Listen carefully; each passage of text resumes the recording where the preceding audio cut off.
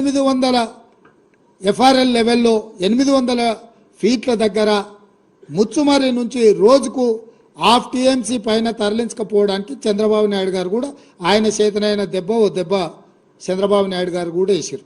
చంద్రబాబు నాయుడు గారు half TMC దెబ్బేసినప్పుడు Chandrashekar Rao ముఖ్యమంత్రి, హరీష్ రావు సాగునీటి పారుదల శాఖ మంత్రి, జగన్మోహన్ రెడ్డి గారు 8 టీఎంసీలు రాయలసీమ లిఫ్ట్ ద్వారా తరలించకపోవడానికి వచ్చినప్పుడు ముఖ్యమంత్రి సాగునీటి పారుదల శాఖ మంత్రి చంద్రశేఖరరావే.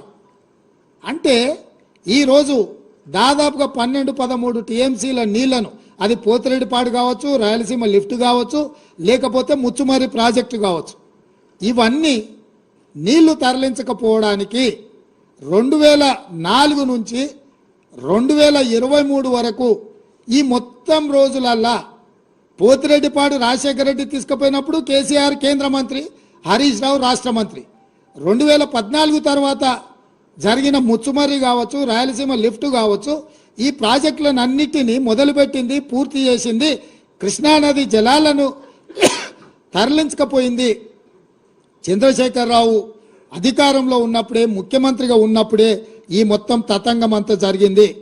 అదేవిధంగా ఈరోజు నేను కొన్ని విషయాలను తెలంగాణ ప్రజలకు చెప్పదలుచుకున్నాను.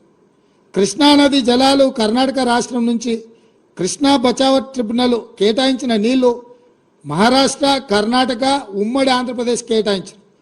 తెలంగాణ రాష్ట్రానికి జూరాల ద్వారా మహబూబ్నగర్ జిల్లాలో కృష్ణానది జలాలు వస్తాయి. అదేవిధంగా తుంగా అండ్ భద్ర కర్ణాటక రాష్ట్రం నుంచి తెలంగాణ రాష్ట్రంలో ఎంటర్ అయ్యి సుంకేజ్ల దగ్గర మహబూబ్నగర్ జిల్లా అలంపూర్లోకి వస్తాయి, రాయలసీమ బార్డర్లో కర్నూలు. జూరాల నుంచి వచ్చే నీళ్లు, సుంకేజ్ల నుంచి వచ్చే నీళ్లు, కృష్ణానది జలాలు, తుంగభద్ర జలాలు కలిసి మహబూబ్నగర్ జిల్లాలో మొదలయ్యి ఆ నీళ్లు మహబూబ్నగర్ జిల్లా నుంచి తరలి వెళ్ళి రాయలసీమలోకి ఎంటర్ అయ్యి కర్నూలు జిల్లాలో మొత్తం ప్రవహించుకుంటా మళ్ళీ శ్రీశైలం దగ్గర అటు రాయలసీమకు ఇటు తెలంగాణకు ఉండే శ్రీశైలం ప్రాజెక్టు దగ్గరకు వస్తున్నాయి. అంటే మహబూబ్నగర్ జిల్లాలో ప్రయాణమైన కృష్ణానది జలాలు, తుంగభద్ర జలాలు ఇక్కడ మొదలయ్యి ఇక్కడ నుంచి కంప్లీట్గా రాయలసీమకి వెళ్ళి రాయలసీమ నుంచి మళ్ళీ శ్రీశైలం దగ్గర అటు రాయలసీమ ఇటు తెలంగాణ సరిహద్దుల్లో శ్రీశైలం ప్రాజెక్టు దగ్గరకు వస్తున్నాయి.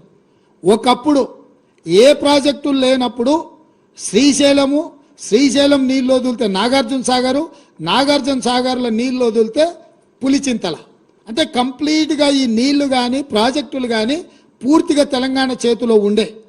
అప్పుడు కృష్ణానది జలాలు ప్రాజెక్టుల నిర్మాణం కానీ నిర్వహణ కానీ ఏదైనా ఉంటే తెలంగాణ చేతిలో కొంచెం పెత్తనం ఉండే. అవసరం అనుకుంటే మన నీళ్లు మనం తీసుకున్నాక రాయలసీమకో లేకపోతే ఆంధ్రాకో ఆంధ్రప్రదేశ్కో విడుదల చేయడానికి అవకాశం ఉండే. ఈ ప్రమాదాన్ని కనిపెట్టి, ఈ తెలంగాణ హక్కులను కనిపెట్టి రాయలసీమలకు పాలమూరులో మొదలైన నీళ్లు కర్నూలు జిల్లాలకు ఎంటర్ గానే నీటి దొంగలు పోతిరెడ్డిపాడు ద్వారా ఒక పక్క, రాయలసీమ లిఫ్ట్ ద్వారా ఇంకొక పక్క, ముచ్చుమరి ద్వారా మూడో పక్క పెట్టి రోజుకు 12-13 టీఎంసీల నీళ్లు మనకు సంబంధం లేకుండా, మనల్ని అడగకుండా పాలమూరులో ప్రయాణమైన నీళ్లు మళ్ళీ తిరిగి పాలమూరులో శ్రీశైలం దగ్గరకు వచ్చే లోపల నీటి దొంగలు మధ్యలోనే దొంగతనం, దారి దోపిడీ చేసే పరిస్థితి ఈరోజు దాపురించింది. ఈ దారి దోపిడీ, జల దోపిడీ జరగడానికి కారణం కల్వకుంట్ల చంద్రశేఖరరావు. ఈ కల్వకుంట్ల చంద్రశేఖరరావు అటు చంద్రబాబు నాయుడుతో, అంతకంటే ముందు రాజశేఖర రెడ్డితో, ఆ తర్వాత జగన్మోహన్ రెడ్డితో ఒత్తిడికి లొంగియో, పదవులకు లొంగిపోయో, లేకపోతే కాంట్రాక్టర్లు ఇచ్చే కమిషన్లకు లొంగిపోవడంతో ఈరోజు తెలంగాణకు తీరని అన్యాయము.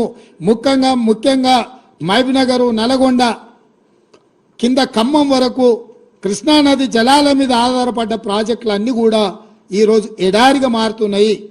ఆనాడు తెలంగాణ ప్రాంత ప్రజలు కొట్లాడితే 2003లో కల్వకుర్తి లిఫ్ట్ ఇరిగేషన్ నాగం జనార్దన్ రెడ్డి లాంటి వాళ్ళు కొంతమంది ఆ రోజు గట్టిగా పట్టుబడితే 2003లో కల్వకుర్తి ఎత్తిపోతలకు పునాది రాయబడ్డది.